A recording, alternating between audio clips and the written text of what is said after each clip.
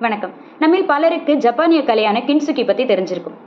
உடைந்த பொருட்களை எல்லாம் அவங்க தூக்கி போடாம, அந்த உடைந்த இடத்துல, அந்த விரிசல் இருக்கக்கூடிய இடத்துல தங்கத்தால முலாம் பூசிடுவாங்க. அந்த பொருள் இப்ப ஒரு புது உருவத்தோட ரொம்ப அழகா மெருகேறி இருக்கும். இந்த கின்சுகிங்கிற கலையை நம்ம வாழ்க்கையோட இணைச்சு பாருங்களேன்.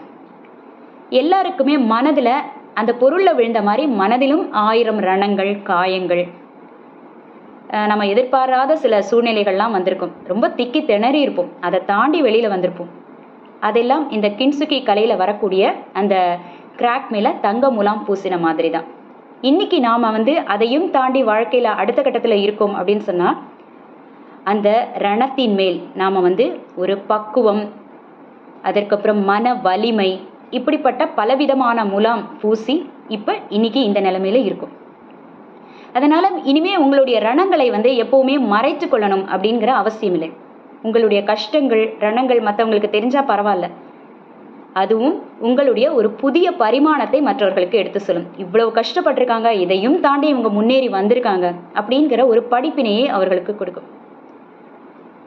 எப்ப நம்மள நாம உணர ஆரம்பிக்கிறோமோ அப்பதான் நம்மளுடைய மனநலன் ஆரம்பிக்குது. நன்றி.